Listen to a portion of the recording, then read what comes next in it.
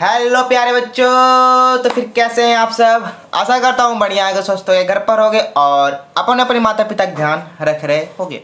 तो फिर जैसा कि आपको पता है कि हम एमसीक्यू सवाल लगा रहे थे, जिसमें हमारा बायोलॉजी का 4 पार्ट का 20 एमसीक्यू हो चुका था। और आज हम फिजिक्स का जो क्लास 10th है उसका चैप्टर 1 प्रकाश का प्रवर्तन तथा अपवर्तन का लगाने वाले हैं 20 एमसीक्यू। तो फिर चलिए शुरू करते हैं आज की क्लास को।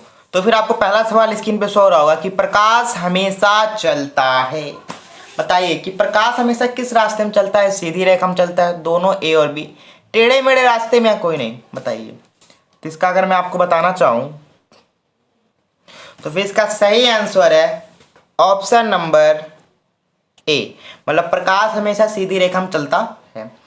प्रश्न नंबर 2, प्रकाश व्यवहार करता है तरंग की तरह, कण की तरह, दोनों की तरह या कोई नहीं। मतलब जो मानो जो हमारा लाइट है, प्रकाश है, वो किस तरह का व्यवहार करता है। तरंग की तरह करता है कि कण की तरह करता है, दोनों करता है। बताइए इसका सही। देखो प्रकाश जो होता है तरंग की बात भी कार्य करता है और कण की बात भी कार्य करता है। तो प्रकाश मेरा ए और सी दोनों मॉडल काम करता है। तो इसका ऑप्शन नंबर हो जाएगा सी। अब हम आते हैं इसके आगे वाले। तो फिर अब प्रश्न नंबर 3 क्या कह रहा है कि समतल दर्पण के द्वारा, ठीक है भाई, समतल दर्पण के द्वारा बना हुआ प्रतिबिंब होता है वस्तु से बड़ा, वस्तु से छोटा, वस्तु के बराबर। आप लोग कभी शर्मा की दुकान पे गए बाल और कटाने, तो जब बाल और कटाने जाओ तो वो एक प्रकार का दर्पण रखा रहता है। क्या आप अगर यहाँ पतले हैं उस दर्पण में मोटे दिखेंगे? ना बाबा ना। यहाँ अगर 4 फीट के हैं वहाँ क्या 10 फीट के दिखेंगे? ना बाबा ना। तो इससे क्या समझे कि समतल दर्पण का जितना भी प्रतिबिंब बनता है वो क्या बनता है? वस्तु के बराबर बनता है। क्या बनाता है? वस्तु के बराबर बनता है।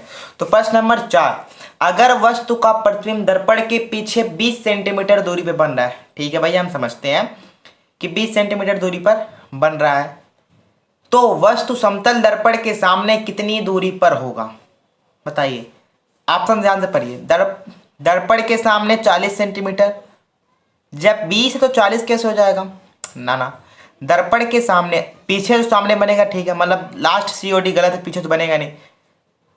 कोई भी चीज़ अगर 20 सेंटीमीटर दर्पण के पीछे है तो 20 सेंटीमीटर दर्पण के आगे भी आएगा। तो इसका सही ऑप्शन है दर्पण के सामने 20 सेंटीमीटर पर, ऑप्शन नंबर बी। अगर इसमें मारा जाए तो ऑप्शन नंबर बी इसका करेक्ट आंसर है। अब आते हैं हम इसके आगे वाले सवाल पर। तो ये प्रश्न नंबर 5 आपको शो हो रहा होगा कि जिस दर्पण से परावर्तन, ठीक है, कि जिस दर्पण से परावर्तन इसके उभरे हुए भाग से होता है वो कहलाता है उत्तल दर्पण, अवतल दर्पण, समतल दर्पण, या इनमें से कोई नहीं। मतलब ऐसे दर्पण का नाम बताइए जिसका परावर्तन जो होता है ना इसके उभरे हुए भाग से होता है, मतलब ऐसे रहेगा, ठीक है, और इसके ऐसे यहाँ पॉलिश लगा रहता है और परावर्तन इसके उभरे हुए भाग से होता है। उस दर्पण का क्या नाम होता है? तो उससे उभरा, उससे उत्तल, तो उस दर्पण का नाम क्या है? उत्तल दर्पण। अगर देखा जाए तो जिस दर्पण का परावर्तन इसके उभरे हुए भाग से होता है उसका करेक्ट आंसर है ए, ठीक है। बात है 6वां नंबर कि जिस दर्पण से परावर्तन इसके दबे हुए भाग से होता है कहलाता है। मतलब ऐसे दर्पण का आप नाम बताओ किसके दबे हुए भाग से होता है। उभरे हुए भाग से किसका होता है? उत्तल का। तो दबे हुए भाग से परावर्तन किसके होगा? बताना चाहते हैं अवतल। किस वाले भाग से? ओ टन टना टन टन टन टाड़ा अटड़ा टाड़ा, किस भाग से? अवतल दर्पण से होता है। अब हम आते हैं अपने 7वें नंबर के सवाल पर। तो फिर अब हमारा 7वें नंबर का सवाल आपको स्क्रीन पे शो हो रहा होगा कि सोलर कुकर में उपयोग किया जाता है। जब आप इस चैप्टर के आगे पढ़ेंगे 5वां पार्ट 6वां पार्ट, तो उसमें आता है सोलर कुकर जिसमें खाना बनता है। पुराने जमाने में खाना ऐसे बनता था, ठीक है।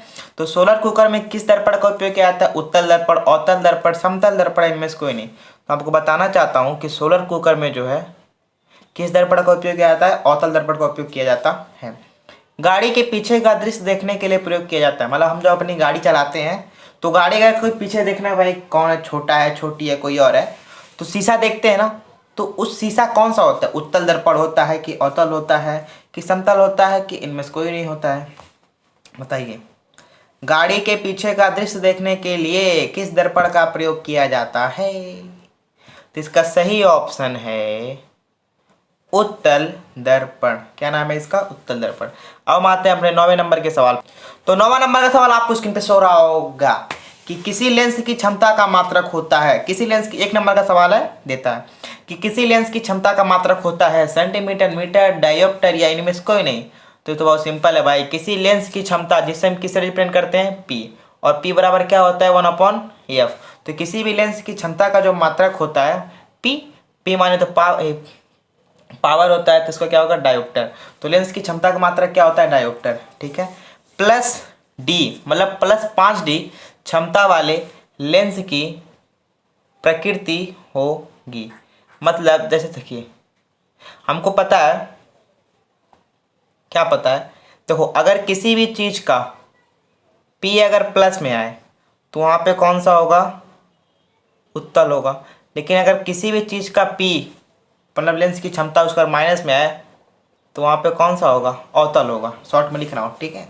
तो वहाँ पे ही सेम बात यहाँ पर भी आ गई कि मेरा जो पावर लेंस की क्षमता है वो किस में आ गई है, प्लस में आ गई है। तो जब भी प्लस है तो कौन सा लेंस होगा, उत्तल लेंस। कौन सा लेंस होगा, उत्तल लेंस। अब हम आते हैं अपने 11वें नंबर के सवाल पर।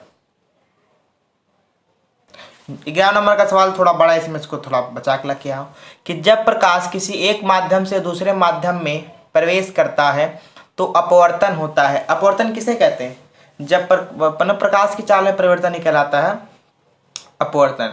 मतलब जब प्रकाश एक माध्यम से दूसरे माध्यम में प्रवेश करता है तो अपवर्तन होता है भैया, ठीक है। लेकिन किस कारण होता है, जैसे आप लोग होते हैं ना, बाइक चलाते हैं रोड पे एकदम उड़त चले, कोई बात नहीं वे चल रहे हैं, लेकिन जब आप शहर में जाते हैं तो लड़ जाते हैं, तो वहाँ पे मेन कारण कौन होता है, छुट्टियाँ होती है, क्योंकि आप देखत चलेंगे लेंस को ठोक देते हैं, गड़बड़ा जाता है, ठीक है। तो अपवर्तन क्या होता है, प्रकाश की चाल में परिवर्तन। इसको option number C is a right answer. अब आते हैं अपने हम 12वें नंबर के सवाल पर।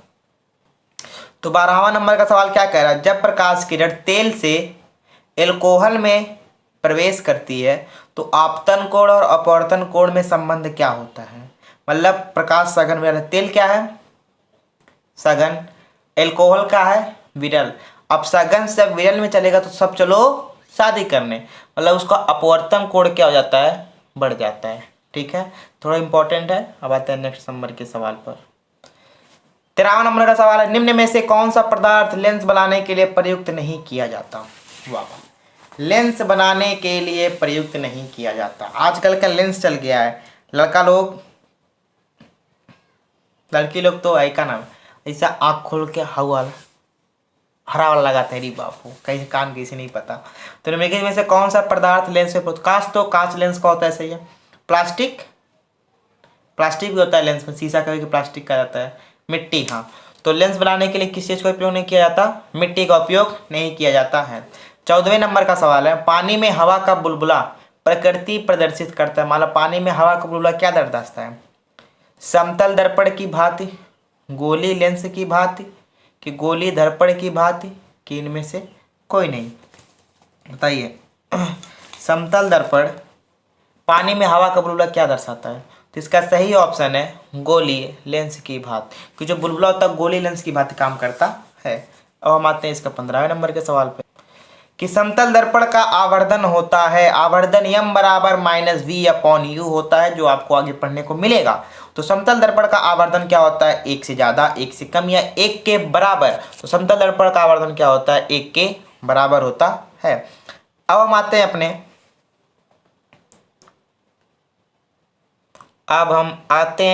अपने 16वें नंबर के सवाल पे। किसी गाड़ी के पीछे का दृश्य देखने के लिए प्रयोग किए जाने दर्पण का आवर्धन। देखो गाड़ी के पीछे का दृश्य देखने के लिए हम कौन सा लेंस लगाते हैं, कौन सा दर्पण लगाते हैं, उत्तल दर्पण। लेकिन उसका आवर्धन क्या होता है, 1 से कम होता है। उसका आवर्धन क्या होता है, 1 से कम, इसलिए ऑप्शन नंबर 20 का राइट आंसर हो जाएगा। और हम आते हैं अपने 17 नंबर के 17वां नंबर का सवाल क्या कह रहा है, दो माध्यमों के सीमा पृष्ठ पर एक प्रकाश किरण लंबवत आपतित होती है तो अपवर्तन कोण होता है। बताइए, तो थोड़ा अटपट लग रहा है लेकिन इसका सही आंसर आपको 0, कि दो माध्यमों, तो इसका सही ऑप्शन है 0। दो माध्यमों के सीमा पृष्ठ के प्रकाश किरण लंबवत आपतित होते तो अपवर्तन कोण होता है 0। 18वें नंबर का सवाल है, दर्पण की फोकस दूरी f और r में त्रिज्या का संबंध होता है। ये देखो क्योंकि हमको पता है कि एक रिलेशन होता है r बराबर 2f, ये रिलेशन होता है, याद रखना। तो r बराबर 2f कहाँ दिया है? Option number C. तो इसका राइट आंसर हो जाएगा ऑप्शन नंबर सी। और अब हम आते हैं अपने 19वें नंबर के सवाल पर। क्या बोलता है? एक उत्तल दर्पण की फोकस दूरी 12 सेंटीमीटर है, दर्पण से उत्तल दर्पण की वक्रता त्रिज्या, कोई बात नहीं। देखो भाई, क्योंकि हमको पता है कि r बराबर क्या होता है? 2f। हमको f कितना दिया है? 12। तो r बराबर कितना हो गया? 2 × 12 और 12 दूना 24। तो इसका आंसर क्या होगा? 24। तो अवतल दर्पण की वक्रता त्रिज्या क्या होगी? 24 सेंटीमीटर। ठीक है, 20वें नंबर का सवाल। समतल दर्पण की फोकस दूरी है, सबसे ज्यादा इंपॉर्टेंट, हर साल देता है, हर साल हर साल हर साल हर साल हर साल। तो समतल दर्पण की फोकस दूरी कितनी होती है? 0, 25 सेंटीमीटर, अनंत या -25। तो समतल दर्पण की फोकस जो दूरी होती है क्या होती है? अनंत होती है, दूरम दूर। तो फिर यहाँ पे आपके 20 सवाल होते हैं खत्म। एंड फिर कल की क्लास में हम लाएंगे मानव नेत्र तथा रंग बिरंगा संसार का 20 MCQ।